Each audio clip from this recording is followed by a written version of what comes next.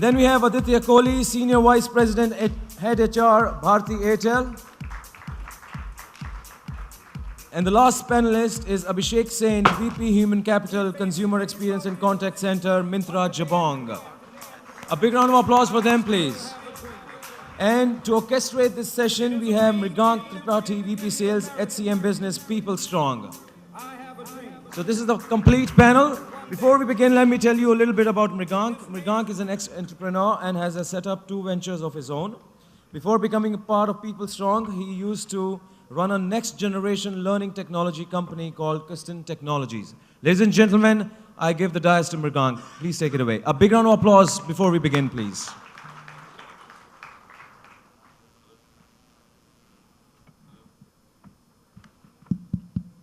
Can you all hear me? Out there in the back?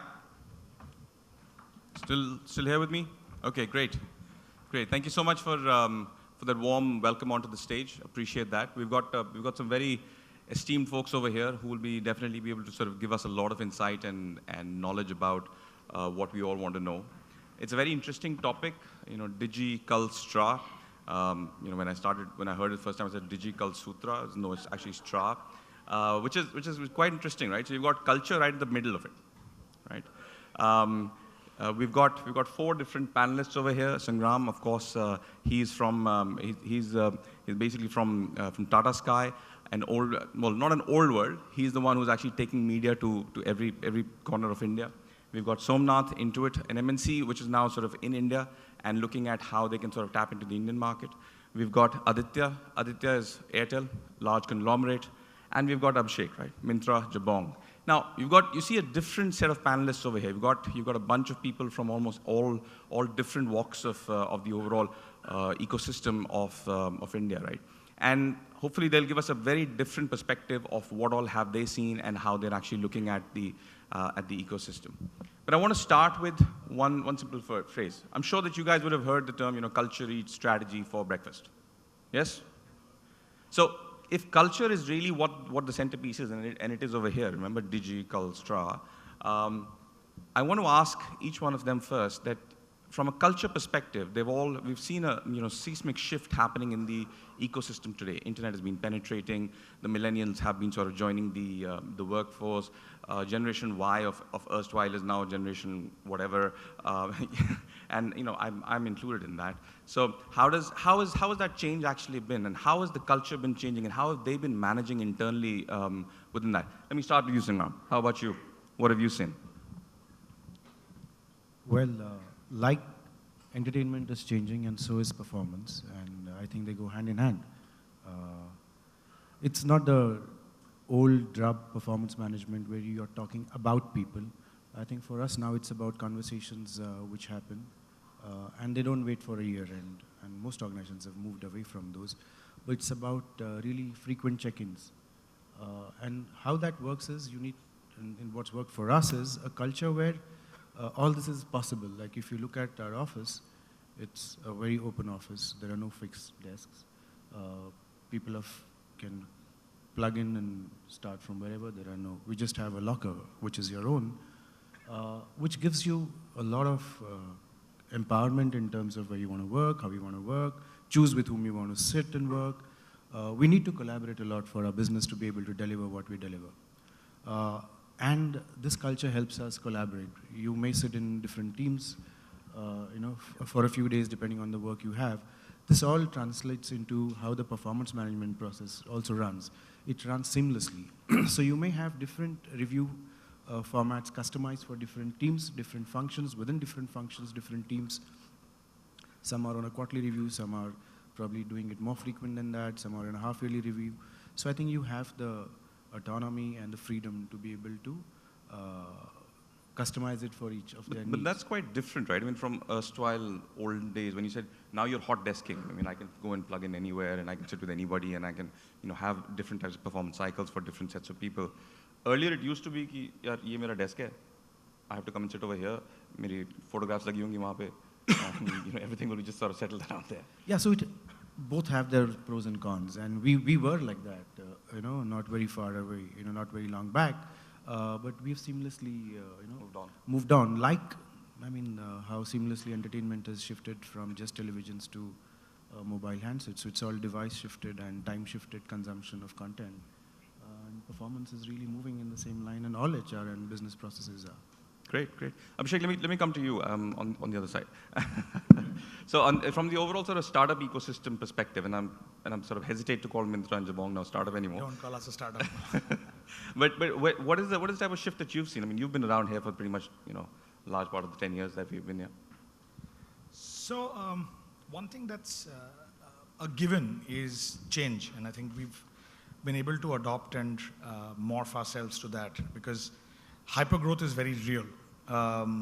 Today, every 6 months we see technology changing, customer preference changing, and for an organization like us, fashion trends changing, right? So change is imminent, and the only thing which holds us together is the culture of the organization. So we want to ensure that that continues consistently across the organization through the years. And I think the way we are doing that in Myntra and Jabong at least is we have a core set of values, and the aggregate of that set of values is what builds our culture. So the values are espoused by every leader, every day, they speak the same language, and there's a lot of effort that goes into ensuring that there's consistency, and there is consistent reinforcement of those values. And what we've done is we've brought that into performance management. What we're saying is values becomes a very core part of, which actually in the old days was slightly more dissociated. Mm-hmm. Values would be more Uber, whereas performance management would be more KRAs. We today say that performance equals competency, achievement, but outside of the bracket is values. If you don't espouse the values of the organization, performance is zero. And that's what we've tried to ensure in a hypergrowth environment. And that's what's really worked for us. But you mentioned an interesting point, which is values are espoused by every leader of yours. How often do you actually go back and look at the values? And how often do you go back and look at your purpose and your mission? Because those are all important things, right? I mean, you do need to visit them or revisit them and make sure they're still relevant for you from time to time. And you being in the hypergrowth environment, has there been a need for that as well? So from a value standpoint, fortunately for us, we've never had to revisit values because they've still remained relevant in the last 8 to 9 years. From a vision and mission standpoint, I agree that whatever big, hairy, audacious goal we set for ourselves, sometimes we end up meeting those goals because of hypergrowth. So we do visit numbers at times, but if I look at our larger mission and vision, which is to democratize fashion, which is to make every Indian at this point at least more fashionable, some of those mission and vision statements have not changed. Yeah, so it helps. Because we still have a long way to go to become fashionable. Is that what you're saying? Hopefully, yes. Aditya, what about you? I mean, you're on the sort of opposite end of the spectrum, if I may say so. I mean, from a startup, quote unquote, again, apologies, to Airtel. Yeah, I think we should look at Airtel slightly differently, and I'm going to say that because you have a startup out there. So if you look at something like a Wink, which is a music app, you have a Wink on one side and you have a traditional telco on the other side. And I think I can see a shift across the spectrum on the cultural front. So what do I mean by that? The traditional telco space, which was think of a large ocean liner built for stability, built for scale, and hence all of the culture, processes, and talent aligned to that kind of way of thinking, which is build it once, and it kind of stays relevant for many, many years. And on the other end of the spectrum, which is pretty much similar to like a Myntra, you are constantly evolving, and the pace of evolution is just so fast. You can't hold on to anything fast enough, and you got to break it, remake it. So you're playing a little bit like a blind man around feeling around the edges of a ball to say, what exactly is this? And that shift is happening on both sides. In one place, it's built in that manner. In the other, we're making the shift. That's one big shift that I see from a culture perspective also, which means how do leaders manage ambiguity? How do leaders manage failure? There was a cookie cutter approach that was built in the older organizational context, which doesn't work anymore. So culture is evolving quite fast, though values stay constant over a period of time, right? So you shouldn't be kind of going back and reviewing your values, but I think the cultural flavors evolve while the value base remains same. But so again, interesting point that you make, that culture has kept on evolving. I'm sure that for most of us over here, it'll be very interesting to understand that, in a company as large as Airtel, and with the length and breadth of the services that you do offer, how have you managed to ensure that culture, while evolving, remains constant? Because of what you can't have is someone at a different level of culture and someone at a different level of culture inside the same organization. Am I right? So I think the evolution is not a knee-jerk evolution, right? So it does not happen day one. You can say that I want to make this organization a highly performance-oriented organization. If it wasn't one, it won't happen overnight. And culture is how people embrace the values over a period of time. So this shift is also going to be not a sudden shift, but it's going to be over a period of time. What you do and how do you kind of make it real for the world is through how leaders display behavior. So let's say if, as an organization, you're comfortable with failure, and that's something which is very core to you to reinvigorate, regenerate yourself. You can't have the first person who fails take a gun and shoot that guy. It can't work. Then you can do whatever you want to do. The organization will not have that, will always fear the change. Right? So it takes time. It's not an overnight bit. But how do you make it real? You make it real through multiple things. You make it real through how your processes work, how your performance processes work. You make it real through how your talent processes work. You make it real through how your leadership behaves. You make it real through real stories. And I think there was a session yesterday which talked about HR being a storyteller. I think that's an important trait for a leader, to be a storyteller. People remember stories because it connects to you at a level where it makes sense. Data usually doesn't do that, right? So I think that shift has been quite important. Fair. Somnath, what about you? I mean, you're from an MNC, which is now in India, and how is this sort of different for you? I mean, you obviously still need to drive your culture, but is that a replica of what it flows from the US and downwards? How does it work for you? Right. Thanks, Mrigank. It's very interesting, and thank you, because culture has been sort of a cornerstone at Intuit, and it's not only now, but if you go back 13 years when we started the India Center, we didn't have a product in India, right? So we had to have something around which people rallied around, and we identified culture to be the cornerstone. Now, culture is not something which is like a few buzzwords and you just have it somewhere flashed on the walls. It's more in terms of, like I think my co-panelists have been saying, it's how it's experienced. And it could evolve, but it's important to see that how you live it on a day-to-day basis, and that's extremely relevant. For us is, of course, we have our values, and that's a very strong part of our talent processes, including performance management. I think the industry has been of late talking about not only the what part of the performance, but the how part of the performance. And a lot of the how part of the performance goes into relating to the value system of the company and how people experience and live those values on a day-to-day basis. But from a culture perspective, very interestingly for us is that even as we have progressed as an organization in India and overall in the ecosystem, there are dimensions which have become relevant not only from an India perspective, but for the overall organization. Like, to give a couple of examples, we declared with the agility in the ecosystem and how business is being run today, we declared that we would adopt a culture of speed as a habit. And we had to then demonstrate it and bring it into our talent processes, including performance management, as to how would people be rewarded or recognized or valued if they were demonstrating that part of the culture, right? So it could be linked to various things. For example, when you look at our engineers, bright engineers trying to, with a lot of energy and passion, trying to do different things, but there could be things which are coming on their way. There could be obstacles which are coming on their way, which are slowing them down. How do we address some of them so that we are making them much more productive and we are able to drive them to the right levels of performance that we expect them to be at? Then the other piece would be around, as an organization, we are extremely customer-centric.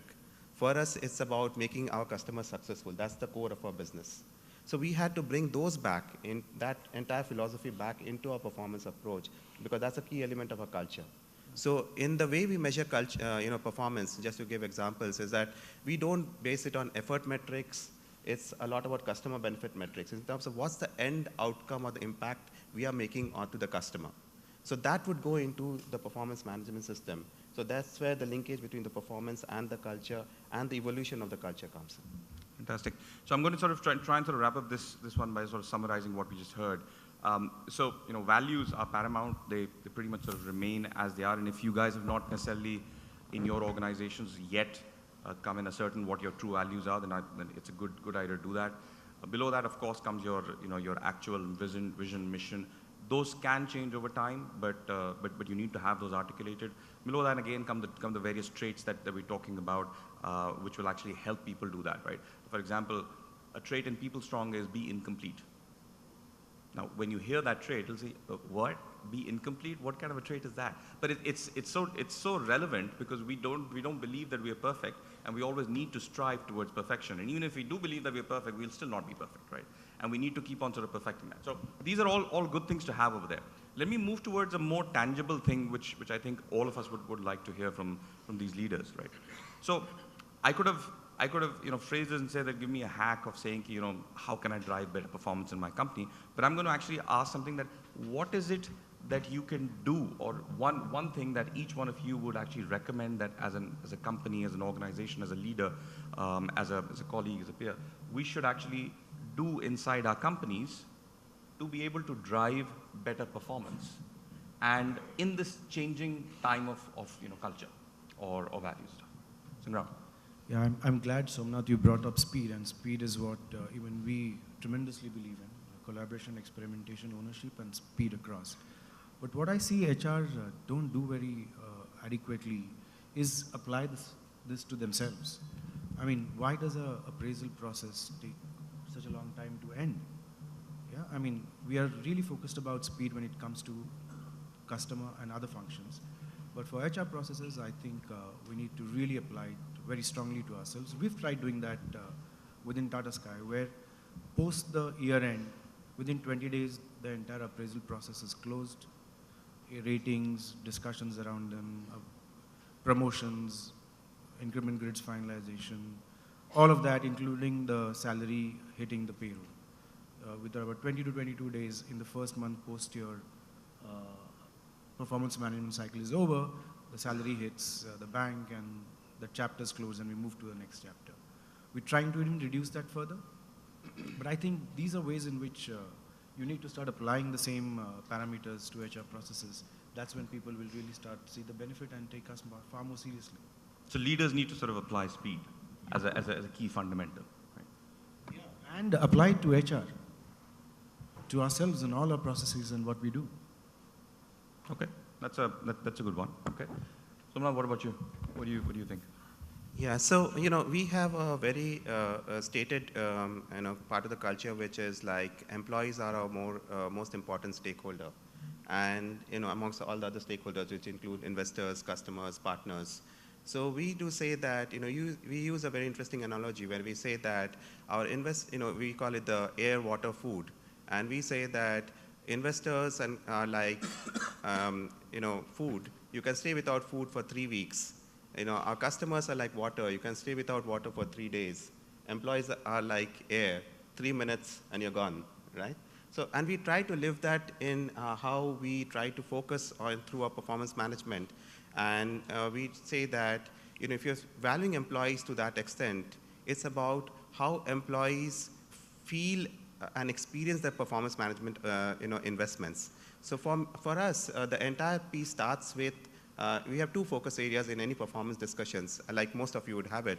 It's the development goals and the business impact goals. And whenever I go into my performance discussions, or I do it for my team, this applies to everybody at Intuit, we always start with the development part. We do the development goals first, the discussion around them, and then we come to the business impact goals. The intent of doing that is that we say that we are truly invested in our employees, and we're investing for the longer term. If we are able to focus on the employee in a true way, then we are able to unlock the potential when the employee will continue to have a multiplier effect in terms of the business outcomes. So it's about living the belief is what's more important, and the more you practice that, the more you reinforce that. I think that strengthens the performance culture. What you're really fundamentally saying is that if you're more focused about revenue goals or whatever, let's take a look at that as a secondary thing, look at the employee first and figure out whether he's growing or not. is what you're saying. So that's more a an overall cultural shift internally within in the mindset. Okay. Yes, absolutely, Okay. absolutely. Great. And it's extremely important because we are hiring a lot of people who are coming in from different cultures, but it's about doing the reset so that they can experience it in the same way once they are at Intuit. So that becomes a very important part of that mindset shift for us. Okay, fair enough. Aditya, what about you? What do you think? So I think one of the things that I see we do well is the whole focus on building the context of performance. I think as an organization, we spend incredible amount of time, effort, energy to set the priorities well, and then make sure that priority cascades down right to the last person. Very often, at least in the past, I've seen leadership has absolute clarity, and a level or two lower, you have no clarity, right? So I think that is one big shift in terms of the time, effort, and actual leadership effort taken to cascade the priorities from what makes sense to the organization to what makes sense to the individual, and how all that is aligned very closely is done very well. But that's sorry to interject, but that's a really fundamental problem that I see in a lot of companies, right? How do you literally do that? How do you actually implement it? So how do you actually, the implementation is fairly straightforward. It takes a lot of rigor though, right? So at the start of the year, our financial year starts in April. At the start of the year, we make sure that every employee is absolutely clear about what he or she needs to do by the end of the year, right? And that clarity starts by saying, is the leadership clear in terms of where we want to go next year? Are we able to break it down into saying, what do other people need to do? Now in this, one big shift that I'm seeing in HR is the anchor or the unit was always the individual. Yeah. We were looking at performance as an individual. We were looking at performance and development as an individual. And more and more, that's shifting to teams, pods, squads. And that shift is quite interesting, which means I will hold this team accountable for performance rather than Aditya accountable for performance. I will make sure that the team holds each other to the highest standard possible. And the reason why I'm mentioning that is the role of HR shifts dramatically there. How do you make the team effective rather than how do you make Aditya effective? How do you make sure that the objective that's been put together makes sense to the larger team? How do you create autonomy for the team to deliver? And that's a big shift. We don't know how to do it. HR professionals are just learning about it. So it's fairly ambiguous territory that we are playing in. And that shift is also an important one as we kind of go ahead, where the unit shifts from an individual to a larger team. Got it.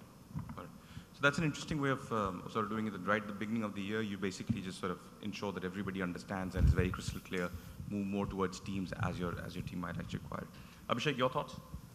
So we kind of stepped away from that wagon a little some time back. A benefit of managing HR as well as consumer experience is you get to experiment with stuff. So what we did was we said, let's step back and start thinking of our employees as customers. It's like if they are customers, and if I'm trying to create a certain experience for a customer on my platform, how do I bring those learnings back to, let's say, performance management? What do I need to do to ensure that they're getting the right experience? Should I get bound by processes? Should I get bound by technologies? Or should I work through experiences for employees and work backwards? So what is the experience that I'm trying to drive through performance management? And work backwards in terms of what do I need to make that happen? What we realized sometime, in the middle of our journey was that it's not necessarily about the process or the technology or the actual metric that you're trying to measure, but in our kind of environment and the pace of growth, and obviously the diversity of talent that we have, because we have fashion designers on one side and we have data scientists on the other, all working together in the same org. We said, you know what, we need to step back and figure out what is the fundamental, the lowest common denominator to manage performance. And we realized it's nothing but your managers. So we started realizing that it's the manager who makes both the performance management system and the performance management system successful and makes performance happen. So what do we do to equip managers so that they're doing their jobs, they're doing the right kind of feedback, they're doing the right kind of process adherence, and they're guiding, coaching their teams to perform better. So what we did was we started investing heavily in developing manager of teams, manager of managers, and manager of orgs in 3 different ways of calibrating what they're supposed to do. And invested in saying, are you creating the best experience so that performance management doesn't become a piece of paper that goes into an employee file, but people know that, you know what, how this was managed, whether it's 10 days, 30 days, 45 days, I had a good time getting feedback. I knew what my goals were and how I was evaluated. So I think that's the shift that we've made. Okay, great. So those are four fairly interesting ones that we heard. So we heard about speed, we heard about culture change, we heard about being able to experiment with not necessarily an individualistic performance system, but more, let's say, teams or pods, and be more in line with that. And finally, going back to the manager and making him the sort of fulcrum of ensuring that everything sort of flows around that. So those are four key things that have come across all of these. We're actually running short of time, so what I'm going to do is I'm going to very quickly, literally in a sentence each, ask if there are any specific thoughts that you've actually had or you've done which have actually been on the digital side of things, and I'm going to throw it in there that usually what we see is that the large products or the erstwhile ERPs are what is being used by most companies to be able to solve the HR requirements of companies, right? And this could be from your HRMS or your learning management solution or what have you. But from an overall perspective, how has that actually changed, or is there some change that they're seeing from a closed economy of the erstwhile ERPs to a more open economy that we're actually looking at? Aditya, do you want to take a first crack at that? I wasn't expecting to take the first shot. All right. So I think one big shift that's happened, pretty much. Let me ask a question to this group, right? How many of your leaders tell the HR team saying they don't have enough information? A show of hand is good enough. So you don't have enough information? Performance information. Don't have enough performance information. All right. So everybody in this room basically says that we've got enough performance information, and I think that's true. With the amount of data that's being generated today across your entire organization, being able to look at performance, and I'm looking at performance at 2 levels. One is individual performance, but I'm also looking at performance saying, how do you make that individual more effective? How do you make the individual perform better? And both of them are very closely tied, because I think the role of HR has also evolved from being owners of this process to now how do you enable the organization and unleash its performance?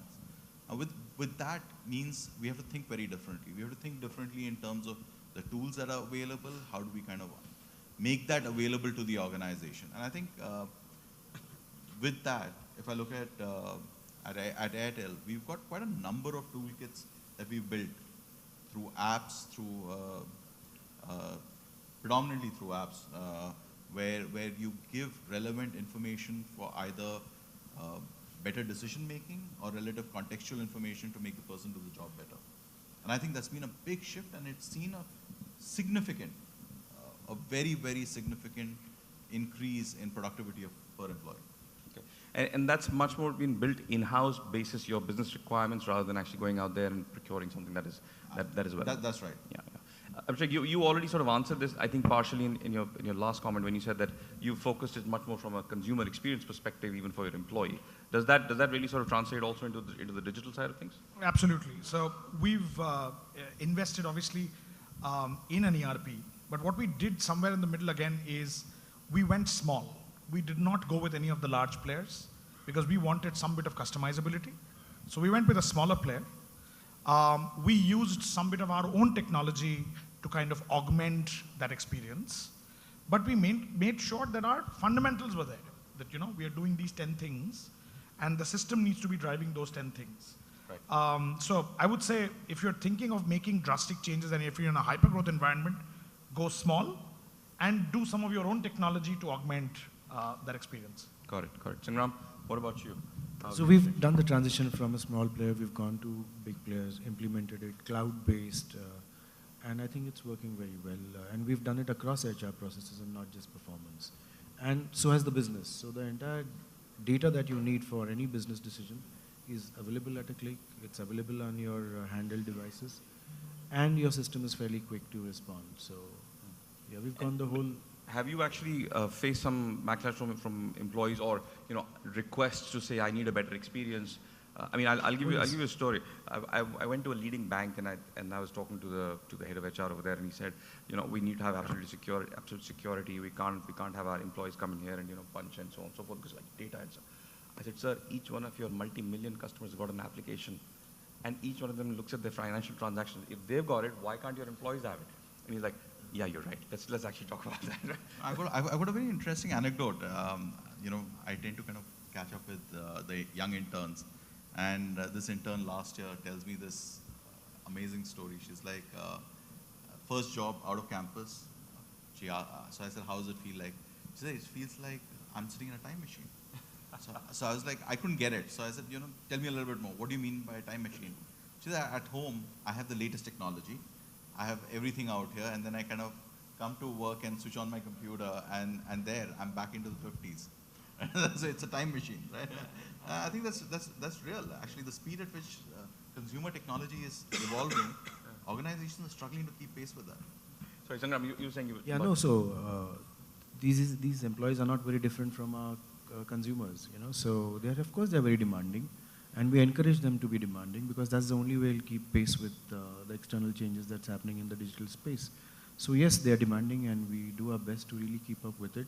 Sometimes we're able to meet those expectations, sometimes we take longer, but I think the endeavor is to really keep that pressure on from the employees. And the systems, of course, the USPAL systems are right now supporting that. Oh, completely. Completely, and we're also looking at AI and bots. Of course. What about you? So I think most of what has been talked about from a digital journey in terms of leveraging technology, platforms, the experience, making it mobile, etc. But one piece which we have been trying to play with is just not providing discrete pieces of data, but how to make the data connected so that it's more usable and more meaningful from an employee perspective. How do you bring out the insights, the trends, making it more visual?